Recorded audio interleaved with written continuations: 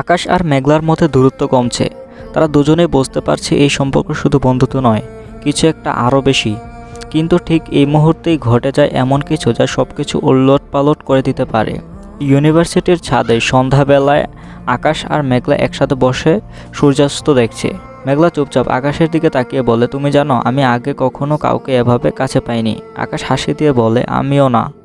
মনে হয় তোমার সাথে থাকলে পৃথিবীটা অন্যরকম লাগে। কিছুক্ষণ নীরবতা, দুজনের চোখে চোখ, বাতাসে অদ্ভুত অনুভূতি। মেঘলা ধীরে বলে, আকাশ, আমি কি একটা কথা বলতে পারি? আকাশ মাথা নেড়ে বলে, অবশ্যই। মেঘলা নিচু গলায় বলে, আমি মনে হয় তোমাকে পছন্দ করতে শুরু করছি। আকাশ হতবাক হয়, কিন্তু চোখে আনন্দ ঝলমল করে। আকাশ হালকা হাসি দিয়ে বলে, শুধু পছন্দ? আমার মনে হয় আমি তোমাকে ভালোবেসে ফেলেছি। দুজনে চুপচাপ একে অপরের দিকে তাকিয়ে থাকে। মুহূর্তটা আবেগে ভরা। রাতের দিকে আকাশ বাসায় ফিরছে। রাস্তায় হঠাৎ বাতি নিভে যায়। চারপাশে অন্ধকার। হঠাৎ শ্রাবণীর কণ্ঠ ভেসে আসে। শ্রাবণী অন্ধকার থেকে বলে, অবশেষে তুমি বলে ফেললে, তাই তো? আকাশ চমকে গেল। কে? শ্রাবণী, তুমি আবার আসছো?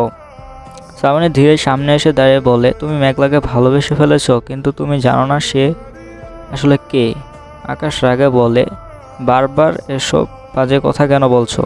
শ্রাবণীর চোখে অদ্ভুত দৃষ্টি দিয়ে বলে, কারণ আমি চাই না তুমি কষ্ট পাও। আকাশ, মেঘলা যে নামটা তুমি জানো, সেই নামটাই আসল না। আকাশ বিস্ময়ে বলে, কি বলছো তুমি? মেঘলার নাম আসল না মানে? শ্রাবণী শান্ত কণ্ঠে বলে, হ্যাঁ আকাশ, সে যেটা তোমাকে বলছে সেটা তার সত্য পরিচয় না।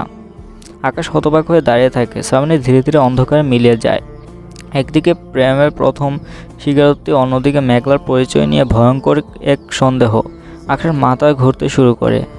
কাকে বিশ্বাস করবে সে, মেঘলাকে নাকি রহস্যময় শ্রাবণীকে? মেঘলার পরিচয় নিয়ে শ্রাবণীর কথার পর আকাশকে আরও ভয় মনে হচ্ছে। সে বুঝতে পারছে মেঘলার অতীতের কোনো কিছু তাকে বিপদে ফেলতে পারে, কিন্তু আকাশ সিদ্ধান্ত নিয়েছে সে মেঘলাকে ছেড়ে যাবে না। ইউনিভার্সিটির গার্ডেনে আকাশ মেঘলাকে পেয়ে দৌড়ে যায়। আকাশ দৌড়ে গিয়ে বলে, মেঘলা অপেক্ষা করো, আমি কথা বলতে চাই। মেঘলার চোখে দুঃখ। ধীরে হাঁটতে হাঁটতে বলে, আকাশ, এটা খুব ঝুঁকিপূর্ণ। আমি চেয়েছিলাম তুমি শুধু খুশি থাকো। আকাশ দৃঢ়ভাবে বলে, কি ঝুঁকি? তুমি আমার কাছে আসো আর আমি তোমাকে বোঝার চেষ্টা করি, কিছুই লুকিও না। মেঘলা চুপচাপ কিছুক্ষণ দাঁড়িয়ে তারপর নিঃশ্বাস ফেলে বলে, ঠিক আছে, আমি বলি।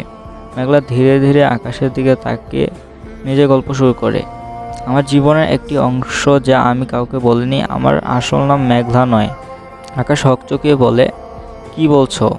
মেঘলা হালকা কাঁপতে থাকা গলায় বলে, আমি আসলে রিন্তি। ছোটবেলায় কিছু কারণে আমি মেঘলা নাম ব্যবহার করতে শুরু করি। এবং হ্যাঁ, সেই শ্রাবণী, সে আমার ঘনিষ্ঠ বন্ধু। সে জানে আমার আসল পরিচয়। আকাশ বিস্ময়ে বলে, তুমি কি মানে? এতদিন আমি তোমাকে মেঘলা বলে জানতাম।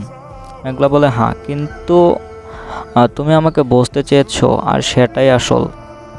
আকাশ হালকা হাসি দিয়ে বলে, তোমার নাম মেঘলা হোক বা রিন্তি, আমি তোমাকে সেই রিন্তি বা মেঘলাকেই ভালোবেসে ফেলেছি। মেঘলা চোখে অশ্রু চলে আসে।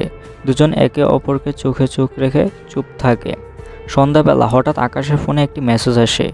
মেসেজে, আকাশ, তুমি মেঘলাকে ভালোবাসো না বলো, সতর্ক থাকো, শ্রাবণী। আকাশ মনে মনে চমকে যায়। শ্রাবণী আবার?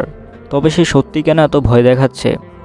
আকাশ বুঝতে পারছে না মেঘলার সাথে তার প্রেমের পথ কি সত্যি খোলা থাকবে, নাকি শ্রাবণীর সতর্কতা তাদের ভাগ্যকে বাধা দেবে। এভাবেই প্রেম আর রহস্য একসাথে ঢেকে রাখছে আকাশের জীবন।